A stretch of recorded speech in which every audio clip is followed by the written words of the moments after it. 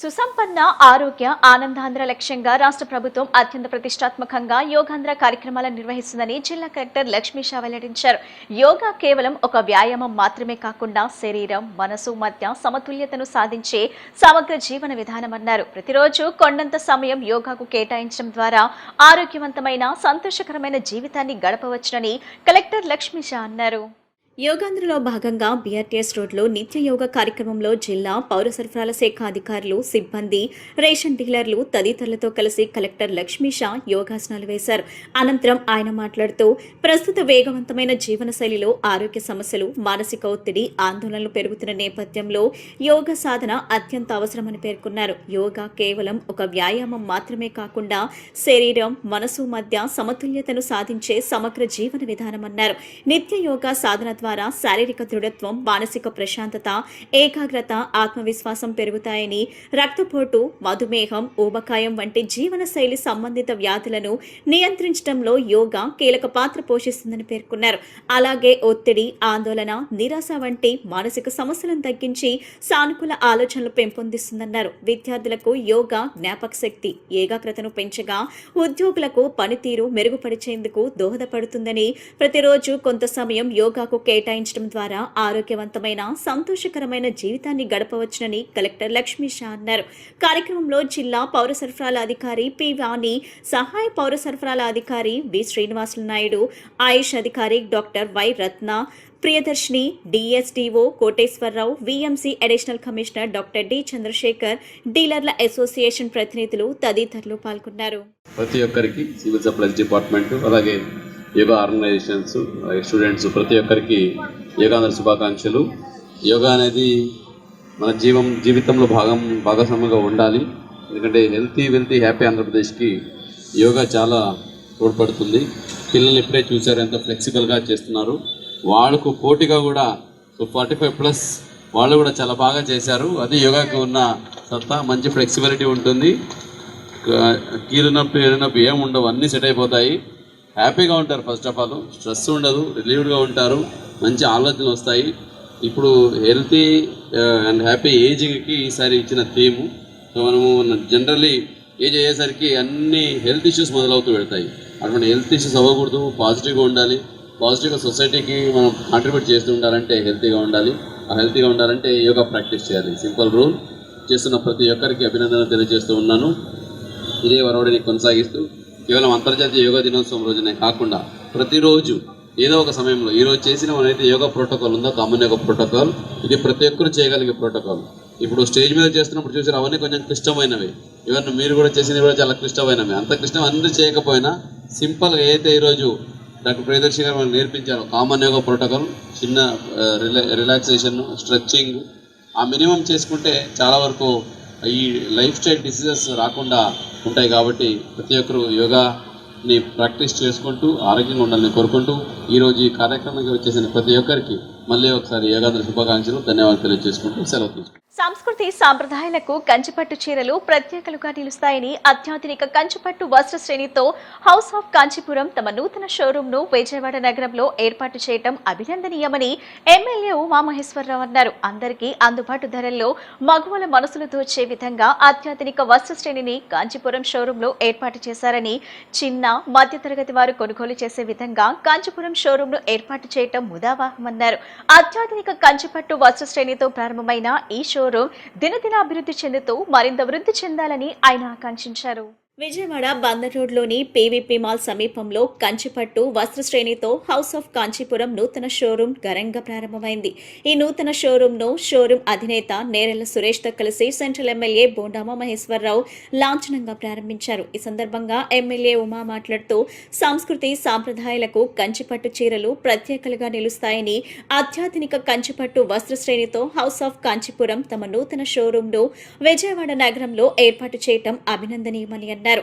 అందరికీ అందుబాటు ధరల్లో మగువుల మనసులు దోచే విధంగా అత్యాధునిక వస్తు శ్రేణిని కాంచీపురం షోరూంలో ఏర్పాటు చేశారని, చిన్న మధ్యతరగతి వారు కొనుగోలు చేసే విధంగా కాంచీపురం షోరూంను ఏర్పాటు చేయటం ముదావాహమన్నారు.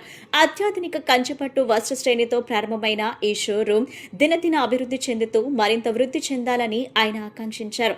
అనంతరం షోరూం అధినేతలు మాట్లాడుతూ 40 సంవత్సరాలుగా వస్త్ర రంగంలో కొనసాగుతున్నామని, ఇటీవల గుంటూరు నగరంలో హౌస్ ఆఫ్ కాంచీపురం ఎక్స్క్లూజివ్ షోరూంను ప్రారంభించినట్లు తెలిపారు. ఆ షోరూంకు విశేష ఆదరణ లభించడంతో నేడు విజయవాడ నగరంలో తమ నూతన షోరూంను ప్రారంభించినట్లు చెప్పారు. తమ వద్ద 2,000 రూపాయల నుండి 2 లక్షల రూపాయల వరకు అత్యాధునిక కంచిపట్టు వస్త్ర శ్రేణి కలదని, విజయవాడ నగరవాసులు తమ షోరూంను సందర్శించాలని, షోరూం ప్రారంభోత్సవం సందర్భంగా ప్రత్యేక ఆఫర్లు ఇస్తున్నట్లు తెలిపారు. ఈరోజు పీవీపీ మాల్ ఎదురుగుండా హౌస్ ఆఫ్ కాంచీపురం అని ఏదైతే కంచిపట్టు చీరలు షోరూమ్ ఎక్స్క్లూజివ్గా ఏర్పాటు చేస్తారో చాలా సంతోషం, వాళ్ళకి అభినందనలు తెలియజేస్తూ ఉన్నా. ఇవాళ పట్టు అనేది, కంచి అనేది, కంచి పట్టు అనేది మన సంస్కృతి సాంప్రదాయాల్లో ఒక భాగంగా అయిపోయింది. మన మహిళలందరూ అత్యంత మక్కువ చూపించేది కంచిపట్టు చీరల మీద. దీంట్లో పవర్ లూమ్స్, హ్యాండ్లూమ్స్ రెండూ వచ్చినాయి. బడ్జెట్ని బట్టి అంటే మామూలు వాళ్ళకు కూడా అందుబాటులో పవర్ లూమ్స్ ఉన్నాయి. హ్యాండ్లూమ్స్ అనేది మరి రేంజ్ని బట్టి 15,000, 20,000 నుంచి 2-3 లక్షల దాకా ఉంటాయి. ఇవన్నీ కూడా మగవాళ్ళు నచ్చినటువంటి ఈ శారీస్ని ఇక్కడ షోరూము ఏర్పాటు చేయడం సంతోషం. మగవాళ్ళు అంటే ఎప్పటికీ భారతీయ సంస్కృతి సాంప్రదాయాల్లో భాగంగా ఎప్పటికీ కూడా కంచిపట్టు అనేది హిందువుల్లో ఒక భాగం, అది మహిళల్లో. కాబట్టి ఈ వ్యాపారానికి ఎప్పుడు బాగుంటుంది. ఆ భగవంతుడి ఆశీస్సులతో ఇవాళ ప్రారంభించిన ఈ షోరూము చక్కగా జరగాలని హృదయపూర్వకంగా యాజమాన్యానికి అభినందనలు తెలియజేస్తాను. అందరికీ నమస్కారం అండి. నా పేరు నేరేళ్ళ సుదేవ్, మా నాన్నగారి పేరు నేరేళ్ళ సురేష్. సో మేము గత 40 సంవత్సరాలుగా మా నాన్నగారు, మా తాతగారి దగ్గర నుంచి బట్టల వ్యాపారంలో కొనసాగుతున్నామండి. సో మొన్న రీసెంట్గానే హౌస్ ఆఫ్ కాంచీపురం అని చెప్పి గుంటూరులో కంచిపట్టు చీరలు ఎక్స్క్లూజివ్ షాప్ని అయితే ఓపెన్ చేయడం జరిగింది. సో అక్కడ వచ్చిన జనాదరణ మేరకు అతి తొందరగానే వెంటనే విజయవాడలో కూడా ఓపెన్ చేయడం జరిగిందండి. సో ఈ ఓపెనింగ్కి ఎమ్మెల్యే బోండా ఉమా గారు విచ్చేయడం జరిగింది. ఆయన వచ్చినందుకు చాలా థ్యాంక్ యూ. అండ్ మా దగ్గర వచ్చేసి కంచిపట్టు చీరల్లో 2,000 దగ్గర నుంచి 2 లక్షల రూపాయల దాకా అందుబాటులో ఉంటాయండి. Designer saris, Mysore silk, Benaras silks, అట్లా అన్ని రకాల చీర అన్నది ఏం కావాలన్నా కానీ మా దగ్గర అందుబాటులో ఉంటుంది. సో విజయవాడ మహిళలందరికీ ఇదే మా ఆహ్వానం. తప్పకుండా మా స్టోర్ని విచ్చేసి ఒకసారి కలెక్షన్ అంతా చూసి మీ ఇంట్లో జరిగే శుభకార్యాలకి మా షాప్లో పర్చేస్ చేయాల్సింది కోరుచున్నాం. రాష్ట్రంలో పోలీసుల వైఖరి దారుణంగా మారిందని మాజీ మంత్రి పేర్ని నాని విమర్శించారు. విజయవాడలో శాంతి భద్రతలను పోలీసులు గాలికి వదిలేశారని ఆరోపించారు. కృష్ణలంక పోలీస్ స్టేషన్ పరిధిలో జరిగే గాది సాయికృష్ణ ఘటనపై ప్రభుత్వం స్పందించాలని డిమాండ్ చేశారు. ఈ కేసును సిబిఐతో లేదా సిట్టింగ్ జడ్జితో విచారించాలని కోరారు. హోంమంత్రి అనిత వ్యాఖ్యలపై కూడా పేర్ని నాని తీవ్ర విమర్శలు చేస్తూ అధికార పార్టీ నేతలు బాధ్యతాయుతంగా వ్యవహరించాలని సూచించారు. మేకప్ పట్ల చెడుగా మాట్లాడారని, అనిత గారి మేకప్ గురించి మాట్లాడితే ఆంధ్రప్రదేశ్ రాష్ట్రంలో ఉన్నటువంటి స్త్రీ సమాజాన్ని మొత్తాన్ని కూడా అవమానపరిచినట్లే అని చెప్పని తెలుగుదేశం పార్టీకి సంబంధించినటువంటి ప్రతి ఒక్కరు, నారా చంద్రబాబు నాయుడు గారు అలాగే నారా లోకేష్ నాయుడు గారి యొక్క ఆదేశాల మేరకు తెలుగుదేశం పార్టీ మొత్తం స్పందిస్తుంది. అమర్ని ఉరేయాలి, అమర్ని కాల్చేయాలి, అమర్ని ఎన్కౌంటర్ చేయాలి, అమర్ని శిక్ష చేయాలి, అమర్ క్షమాపణ చెప్పాలి, చంపలేసుకోవాలి అని చెప్పని విపరీతంగా స్టేట్మెంట్లు ఎవరికాళ్ళు. అమర్ గారు ఏదో అన్నాడు, కించపరిచేశాడు అని చెప్పని విపరీతమైన ప్రచారం, స్టేట్మెంట్లు. అమర్ గారు ఏమన్నాడు, ఏం మాట్లాడాడు? పవన్ కళ్యాణ్ గారు మాట్లాడారు, వారు ట్వీట్ చేస్తారు, వారు మాట్లాడటం తక్కువ, ఎందుకంటే ఆయన ఢిల్లీలో బిజీగా ఉన్నాడు. ఆయన ఏమని ట్వీట్ చేస్తాడంటే, వారు ట్వీట్ పెట్టండి కొంచెం. రాజకీయాల్లో విమర్శలు విధానపరంగానే ఉండాలి. చూడండి సార్, సుప్పిని శుద్ధ పూసని అయ్యని పెద్ద మామూలుగా దీర్ఘాలు తీస్తూ వస్తుంది. ఈయన చెప్తారు, హోంశాఖ మంత్రి అనిత గారిపై చేసిన వ్యాఖ్యలు అభ్యంతరకరం. మహిళల కట్టుబొట్లు కామెంట్స్ చేయడం అంటే సగటు మహిళను కించపరచడమే. ప్రతి మాటను పౌర సమాజం గమనిస్తుంది. ఇది కట్టుబొట్టు గురించి, ఆయన కట్టు గురించి ఏం మాట్లాడాడు, బొట్టు గురించి ఏం మాట్లాడాడు, అమర్ మాట్లాడింది ఏంటి? మితిమీరిన మేకప్ గురించి మాట్లాడాడు. ఎందుకు మాట్లాడాడు ఆయన? అనిత గారు నోరు పారేసుకోబట్టి. ఇది సమాజం. ఇప్పుడు కట్టుబొట్టు అంటే ఆవిడ కూడా సాంప్రదాయబద్ధంగా పవన్ కళ్యాణ్ గారు చెప్తున్నారు కట్టుబొట్టు విమర్శించారు. కట్టుబొట్టును విమర్శించలా, మరి వారు కూడా సాంప్రదాయబద్ధంగానే ఉండాలి కదా. వారు రాజకీయాల్లో కొద్ది మందికి బలహీనతలు, కొన్ని క్రానిక్ డిసీజెస్ ఉంటాయి. ఆ క్రానిక్ డిసీజుల్లో ఒక డిసీజ్ ఏంటంటే ఓరల్ డయేరియా. వారు నోట్లోంచి మాటలు విపరీతంగా లూజ్గా వస్తాయి, లూజ్ మోషన్ లాగా. ఎంత మాట పడితే అంత మాట మాట్లాడతారు. ఎవరినైనా సభ్యత, సంస్కారం, మరి ఇది అనొచ్చా అనకూడదా అనే విచక్షణ లేకుండా మాట్లాడుతూ వారు మాత్రం సమాజం నుంచి మాత్రం మర్యాద, మన్నన, గౌరవం కోరుకుంటారు. ఇది ఎంతవరకు ధర్మం? అద్దాల మేడలో కూర్చుని జనం మీదకి రాళ్లేస్తే, సమాజం మీదకి రాళ్లే తిరిగి వస్తాయి కదా పవన్ కళ్యాణ్ గారు. నైతిక విలువలు లేని రాజకీయ నాయకుడు వైసీపీ అధినేత జగన్మోహన్ రెడ్డి అని టీడీపీ పొలిట్ బ్యూరో సభ్యుడు వర్లరామయ్య విమర్శించారు. తండ్రి అధికారాన్ని అడ్డుపెట్టుకుని వేల కోట్ల ఆస్తులు అక్రమంగా సంపాదించిన కేసులో 16 నెలలు జైల్లో ఉన్న వ్యక్తి నీతులు మాట్లాడటం విడ్డూరంగా ఉందన్నారు. చంద్రబాబు, లోకేష్ల పక్కన నడిచిన ఐఏఎస్, ఐపీఎస్ అధికారులు అవార్డులు, రివార్డులు, మెడల్స్ అందుకుంటున్నారని, కానీ జగన్ పక్కన చేరిన ఉన్నతాధికారులకు ఏ గతి పట్టిందో అందరికీ తెలుసునని వ్యాఖ్యానించారు. తెలుగుదేశం పార్టీ పొలిట్ బ్యూరో సభ్యులు వర్లరామయ్య వైఎస్ఆర్ కాంగ్రెస్ పార్టీ అధినేత వైఎస్ జగన్మోహన్ రెడ్డిపై తీవ్ర స్థాయిలో ధ్వజమెత్తారు. జగన్మోహన్ రెడ్డి నైతిక విలువలు లేని అవినీతి రాజకీయ నాయకుడని, ఆయన రాజకీయ ప్రస్థానమంతా ప్రజాధనాన్ని దోచుకోవడమే లక్ష్యంగా సాగిందని విమర్శించారు. టీడీపీ కేంద్ర కార్యాలయంలో నిర్వహించిన మీడియా సమావేశంలో ఆయన మాట్లాడుతూ, గతంలో వైఎస్ రాజశేఖర రెడ్డి ముఖ్యమంత్రిగా ఉన్న సమయంలో జగన్మోహన్ రెడ్డి సాగించిన క్విడ్ ప్రోకో అవినీతి వ్యాపారం, ఆక్రమాస్తుల సంపాదన వల్లనే సీబీఐ ఆయన్ను అరెస్ట్ చేసిందని, దాంతో 16 నెలల పాటు చెంచల్గూడ జైల్లో రిమాండ్ ఖైదీగా ఉండాల్సి వచ్చిందని గుర్తు చేశారు. అలాంటి చరిత్ర ఉన్న జగన్ ఈ రోజు నీతులు మాట్లాడటం హాస్యాస్పదంగా ఉందన్నారు. జగన్మోహన్ రెడ్డి వద్ద పీఏగా పనిచేసిన కృష్ణమోహన్ రెడ్డి 5 ఏళ్ల క్రితం 2 గదుల ఇంట్లో ఉండేవాడని, కానీ జగన్ హయాంలో వందలాది కోట్ల అవినీతికి పాల్పడి 3 రాష్ట్రాల్లో స్థలాలు, ఇల్లు, కిలోల కొద్దీ బంగారం, కార్ల షోరూంలు, సాఫ్ట్వేర్ కంపెనీలు సంపాదించడమే కాకుండా భార్య పేరిట 20 కోట్లు దాచి చట్టానికి దొరికిపోయాడని ఆరోపించారు. పీఏ స్థాయి వ్యక్తి ఇన్ని 100 కోట్లు దోచుకుంటే వెనుక నుండి నడిపించిన జగన్ ఇంకెన్ని వేల కోట్లు దిగమింగాడో ప్రజలు అడుగుతున్నారని వర్లరామయ్య ప్రశ్నించారు. భార్య బ్యాంకు ఖాతాలో 20 కోట్లు, 20 లక్షలు కాదు, 20,000 కాదండి, 20 కోట్లు, 2 కిలోలకు పైగా బంగారం, బెజవాడలో కార్ల షోరూమ్, హైదరాబాద్లో సాఫ్ట్వేర్ కంపెనీ. ఇవి మచ్చుకు మాత్రం ఇంకా ఇన్వెస్టిగేషన్ జరుగుతూ ఉంది. నేను what I wanted to say, Chandrababu గారి పక్కన ఉంటే ఎలా ఉంటుంది, జగన్ పక్కన ఉంటే ఎలా ఉంటుంది? చంద్రబాబు గారి పక్కన ఉంటే బిల్ క్లింటన్ పక్కన కూర్చుంటారు, గవర్నర్ తోటి మెడల్స్ తీసుకుంటారు, డాక్టరేట్లు తీసుకుంటారు. జగన్మోహన్ రెడ్డితో ఉంటే కోట్ల అవినీతిలో జైలు పాలవుతారు. అందరిని చూస్తున్నాం, అందరిని చూస్తే మనకు అర్థమైపోతుంది ఏమిటి వీళ్ళ పరిస్థితి అని. జగన్మోహన్ రెడ్డి ఓఎస్డీగా పనిచేశారు. కృష్ణమోహన్ రెడ్డి 53 రోజులు జైలు పాలైనాడు. ఐఏఎస్ ఆఫీసర్ అతను. జగన్మోహన్ రెడ్డికి పిఏగా పనిచేసిన కృష్ణమోహన్ రెడ్డి 53 రోజులు జైలు పాలైనాడు. ఇప్పటికి కూడా బెయిల్ క్యాన్సిల్ అవబోతుంది అతనికి. జగన్మోహన్ రెడ్డి ఓఎస్డీ ఏమో జైలు పాలవుతుంటే, ఈ లోకేష్ బాబు గారి పిఏ ఏమో గోల్డ్ మెడల్స్ కొట్టేస్తున్నాడు, గోల్డ్ మెడల్ సంపాదిస్తున్నాడు. గవర్నర్ గారు గౌరవప్రదంగా ఆయనకి 2 గోల్డ్ మెడల్స్ ఇవ్వటం జరిగింది. అంటే ఈ రౌతును బట్టి గుర్రం నడుస్తుంది అంటారు చూడు, యజమానిని బట్టి పనిచేసేవాళ్ళు ఉంటారు. యజమాని సరైన వాడైతే గోల్డ్ మెడల్స్ తీసుకుంటాడు, యజమాని సరైన వాడు కాకపోతే జైలు పాలవుతూ ఉంటారు. ఓఎస్డీ కృష్ణమోహన్ రెడ్డి జగన్మోహన్ రెడ్డి గారి దగ్గర పనిచేశాడు, జైలు పాలైనాడు. అది సీఎం పేషి చూశారు ధనంజయ రెడ్డి గారు, ఐఏఎస్ ఆఫీసర్, అంతా తానే నడిపాడు జగన్మోహన్ రెడ్డి గారు 5 ఏళ్ల కాలంలో. అతను జైలు పాలైనాడు.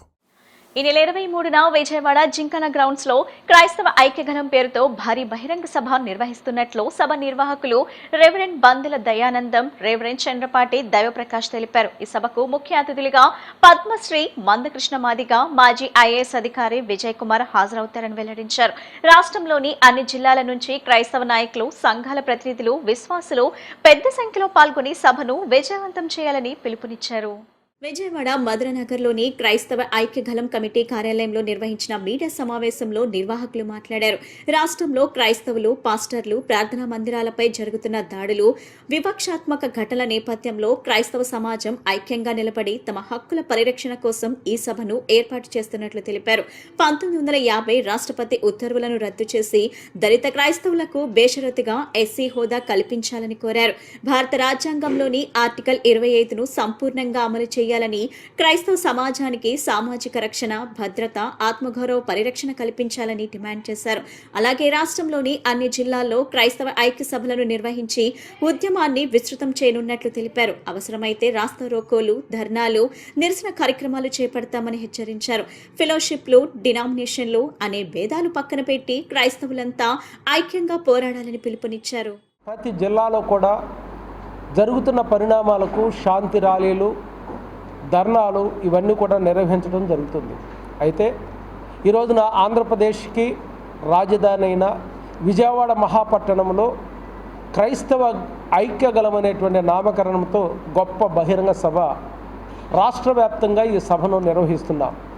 రాష్ట్రంలో ఉండేటువంటి అన్ని జిల్లాల యొక్క నాయకులు కూడా ఈ యొక్క సభకు వస్తున్నారని కూడా ఈ సందర్భంగా మనవి చేస్తున్నాను. ఈ సభ యొక్క ముఖ్య ఉద్దేశం క్రైస్తవులందరూ కూడా ఐక్యత కలిగి ఒక్క తాటిపై ఉండాలి అనేది ఒక ప్రాముఖ్యం. కారణం, మా ధ్యేయం ఏమిటి అంటే ఒకే శరీరం, ఒకే రక్తం, ఒకే ఆత్మ. ఇదే యేసు ప్రభు వారు చెప్పినటువంటి మాట. మూడవదిగా, ఈ రోజున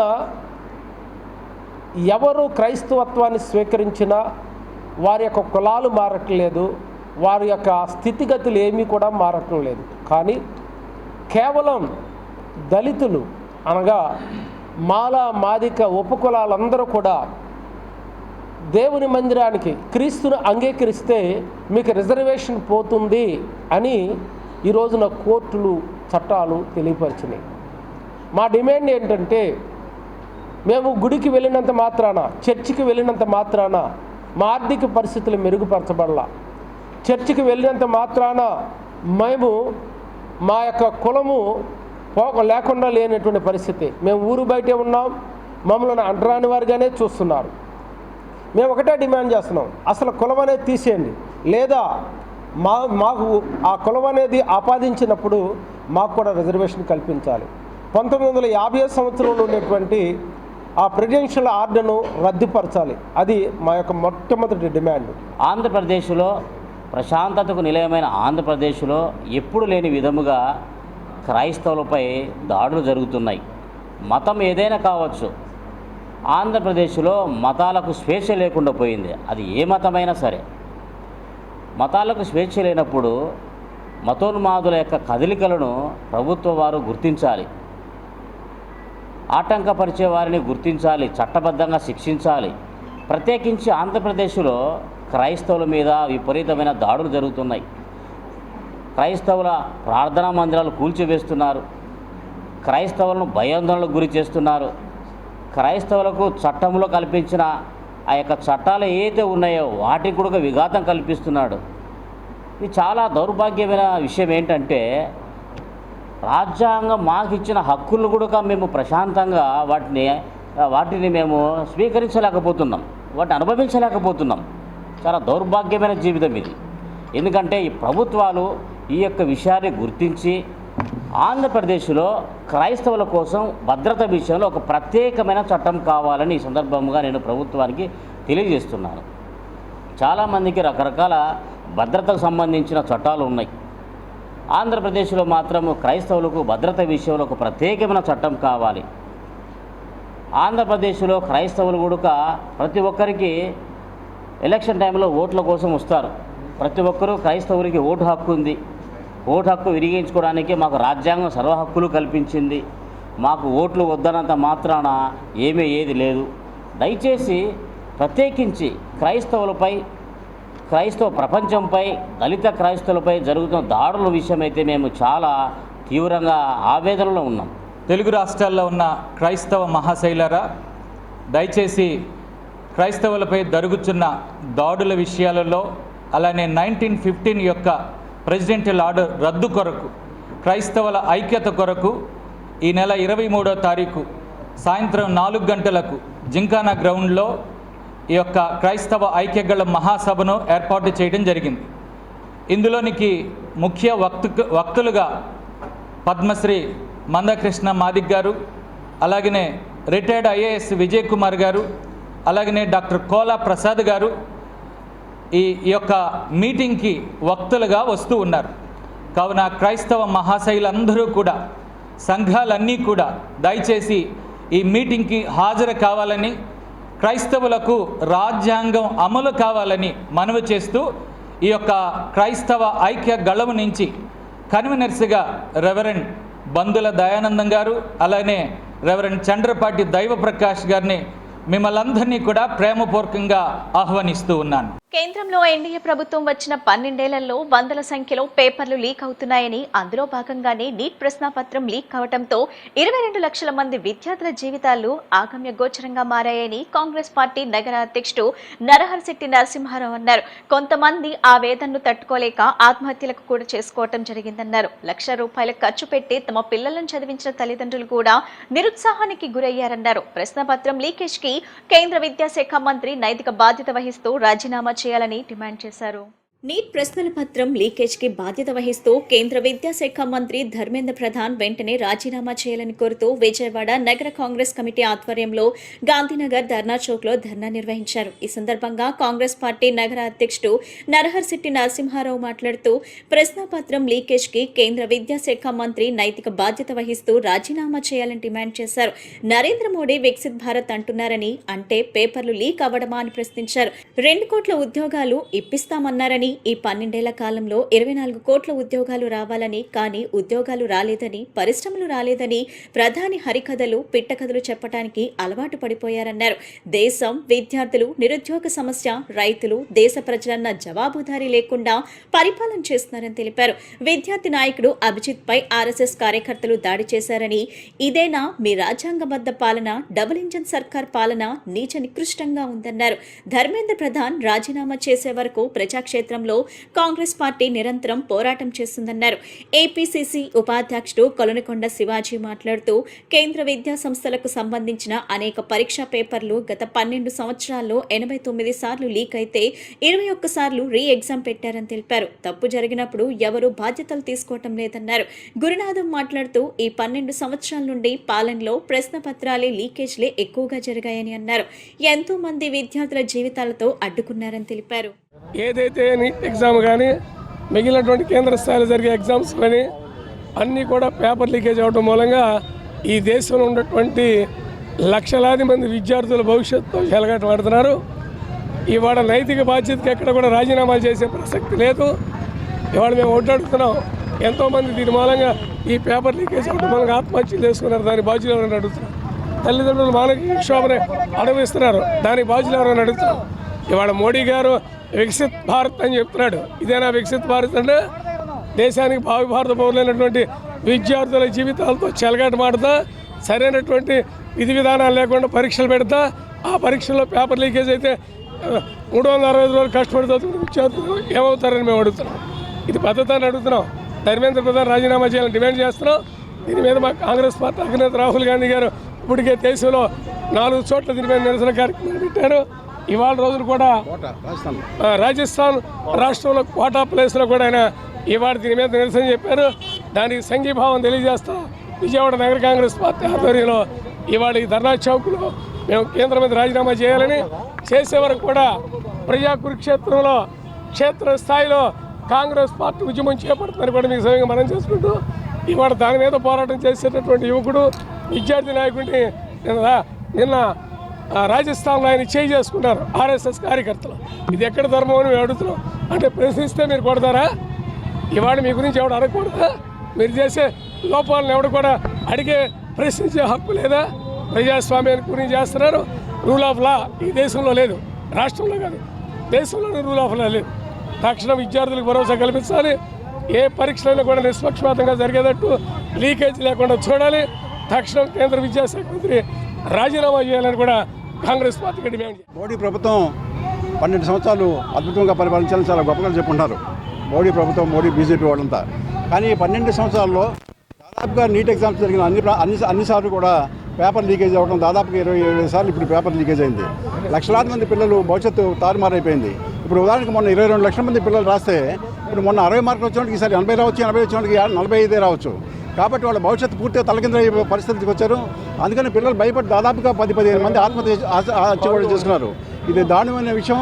దీని మీద నరేంద్ర మోడీ గారిని, రాహుల్ గాంధీ గారు, అట్లాగే కొత్తగా పుట్టిన కాక్రోచ్ పార్టీ కూడా మరి దాని మీద నుంచి ధర్మేంద్ర ప్రధాన్ గారిని రాజీనామా చేయాలని అడుగుతుంటే నిమ్మక నీరెత్తినట్టుగా కనీసం లోక్సభలో సమాధానం కూడా చెప్పకుండా వాళ్ళు ఇస్తున్నట్టు ప్రవర్తిస్తూ ఉన్నారు. దీని మీద నిరసనగా రాహుల్ గాంధీ గారు ఈరోజు రాజస్థాన్ కోర్టులో ఎక్కడైతే పేపర్ లీక్ అయిందో అక్కడి నుంచి నిరసన కార్యక్రమం తెలియజేస్తున్నారు. ఆ సందర్భంగా శ్రీ కాంగ్రెస్ అధ్యక్ష ఆధ్వర్యంలో, అట్లాగే పిసిసి ఆధ్వర్యంలో ఈరోజు మేము కూడా సంఘీభావం తెలియజేస్తూ ధర్మేంద్ర ప్రధాన్ గారు వెంటనే తక్షణమే రాజీనామా చేయాలని డిమాండ్ చేస్తూ ఉన్నాం. ఈ సందర్భంగా రాజీనామాని కనుక ఇవ్వకపోతే మరి భవిష్యత్తులో కాంగ్రెస్ పార్టీతో పాటు కాంగ్రెస్ పార్టీ కూడా దీని మీద ధర్మేంద్ర ప్రధాన్ రాజీనామా చేసే వరకు పోరాటం చేస్తుందని తెలియజేసుకున్నాను. ఇప్పుడు కాసేపు ప్రకటనలు.